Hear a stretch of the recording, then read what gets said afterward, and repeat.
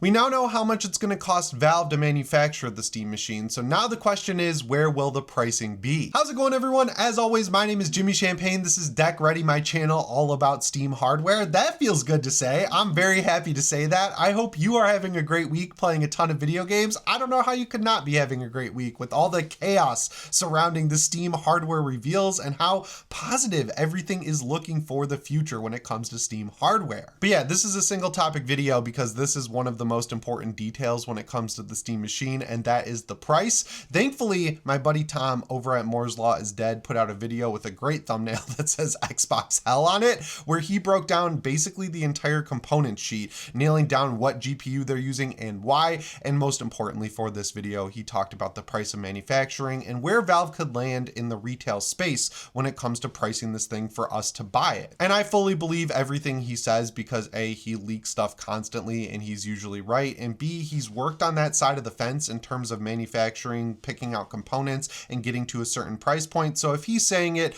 I fully believe him, and what he's saying is pretty good. So when it comes to price, the guesses are all over the map. I'm sure you've seen, and like the agenda that people have kind of definitely feeds into this. Like, people are upset about Xbox Magnus kind of getting beat to the market on this stuff. They're going to price this thing as high as they possibly can. So like $700-800, and then they're going to use that as a point of criticism. People are really excited about it, are going to shoot as low as possible. I've seen people throwing around numbers like 350, 400, and that seems like crazy, out of the realm of possibility. But we have a couple pieces of evidence now to go on. The first one coming directly from Valve. If you watch Dave2D's video, which, like, shout out to him for doing one of the longest videos he's ever done on his channel, they told him directly that they're not targeting a console price point, but they're targeting a small form factor PC price point. And that's a little bit of a tricky language situation there, because when you talk about a console price point, I mean, we have consoles like the Switch 2 that are $450. We have consoles like the Xbox Series S, which I think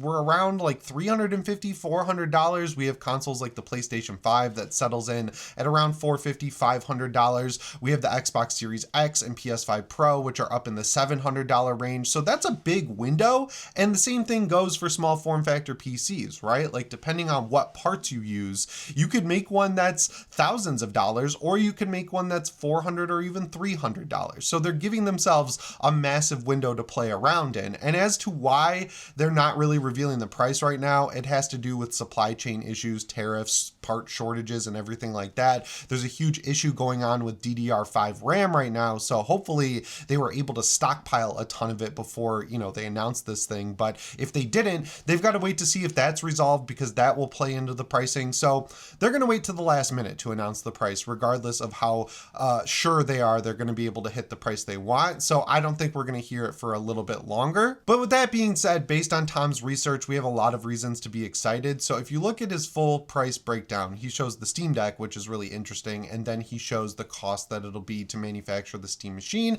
and it comes in at around $425, and that's the cost to Valve to make this thing, so they can't sell it for $425, because even if they wanted to take a loss on it, you have to consider the cost of shipping, the cost of packaging, the cost of getting it to people's houses. All of that is added on top. So like, if they sold it at $425, they'd be taking a massive loss on each machine. So when you think about subsidizing because they own the storefront, you can't get that low, which means, you know, they have a big window they could play around in. The top end price they could target with this thing based on the parts that they've gotten is $599. And I don't like that price point. I think it's realistic for sure, right? Like, I would happily pay $599, but $600 is where you open yourself up to criticism, because from the specs that we've seen so far, and we don't have any real benchmarks, so take it with a grain of salt, this thing sits right in between the Xbox Series X and PS5, and in some scenarios is a little bit less powerful than both. It's not necessarily reaching the heights of like the PS5 Pro or anything like that. So at $600, you're pricing yourself in the middle of those two options. And like, on the Sony side, I don't think anyone's going to jump ship and come over to Steam's new hardware initiative, because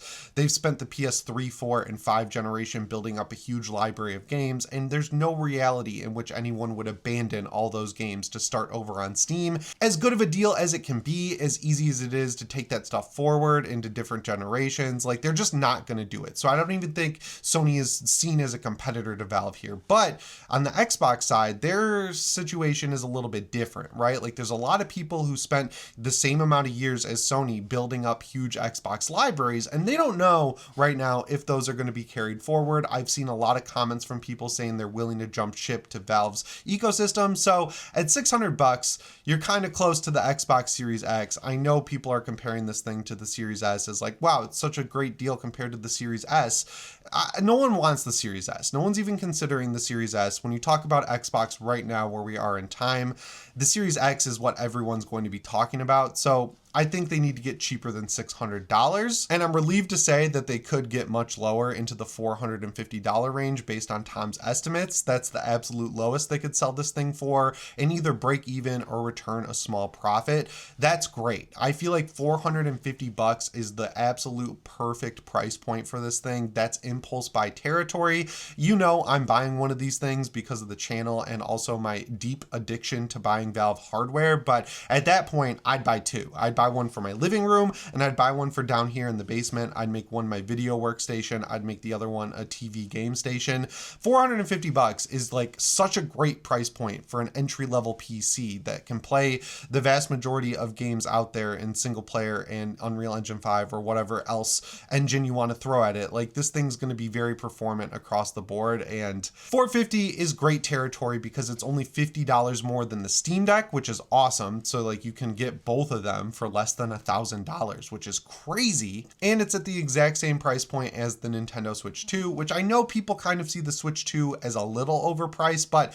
having used it, I think the price is fair. It is a healthy upgrade in terms of like look, feel, and overall hardware quality from the Switch 1. And with the price of everything around the world, I feel like $450 is actually pretty cheap, especially when you look at what Sony's been doing and what Microsoft have been doing. So if they can get into that $450 price range for an entry-level PC, I mean, that's like the sweet spot. $500 is a good price point as well. That's a good price point, right? Like the perfect price point is $450. That's impulse buy. That's buy two. That's like, I want three of these things. I want to fill my house with them territory. It's like, how is this so cheap for how good it is? $500 is like what you expect it to cost, right? You're like, yeah, I'll buy one for $500. That's a good price point, and y'all buy one of them. And you know, the hardcore audience, I think they're tuned in to that $500 price point, and it's still impulse buy for them. From a growth strategy perspective, you know, if they want to continue growing Steam as fastly as possible, I think they got to hit $450, but $500 is still in the safe zone. $550,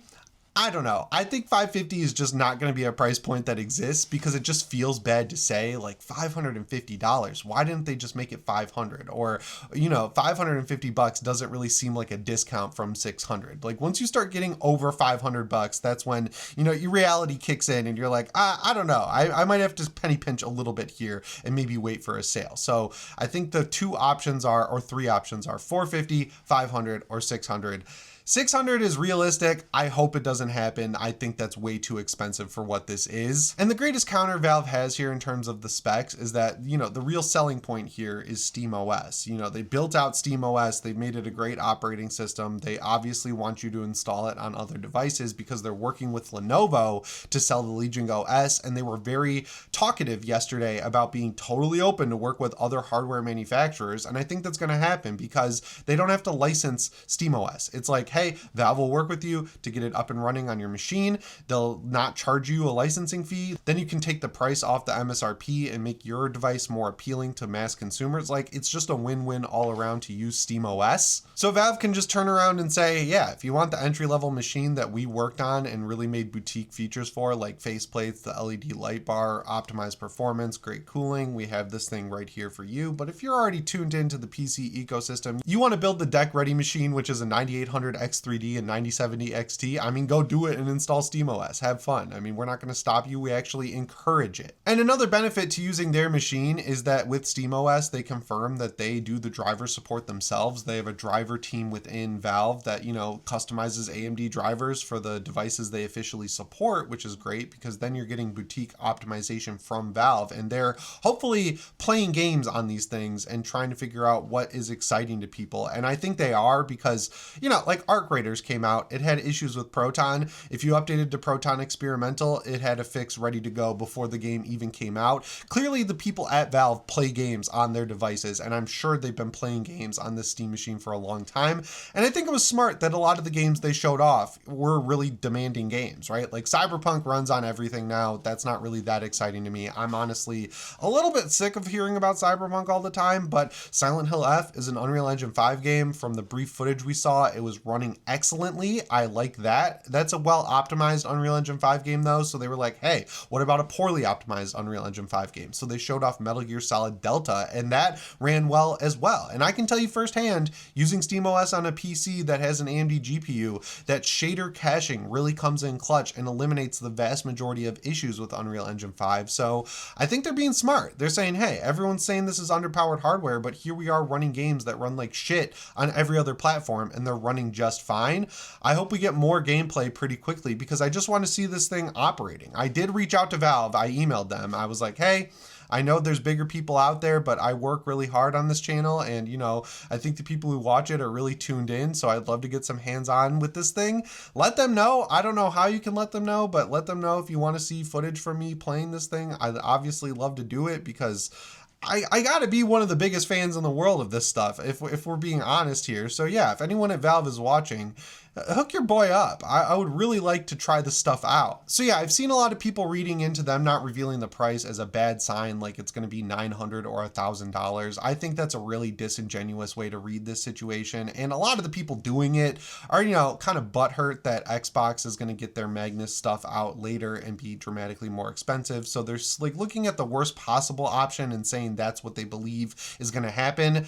I think for sure the only reason they're not revealing the price is that right now it costs $425 to manufacture it, which is a great deal for them. That's awesome. But the price of any of the components could change overnight in it, and totally will, because that's what's happening right now. And then suddenly it's going to cost them $475 to manufacture it, and they locked in a price of $450, and then they're losing money on it. And it looks worse if you announce a price and change it later. So I think the smart thing is what they're doing, which is, you know, waiting as long as possible to announce the price. But I'm feeling very optimistic about it. I believe it will be $450, and if I'm wrong and it's $500, I'm not going to be mad about it, and you guys know I'll own it. I'll be like, yeah, it's $500, but that's still a great price point. So I don't think there's much to worry about. So yeah, once again, Tom's video is linked in the description. I highly recommend checking it out because he goes into detail about the specific parts they're using, and it's super interesting. But that's about it for this video from me. As always, guys, my name is Jimmy Champagne. I'll see you in the next one. Thanks for watching, and shape on.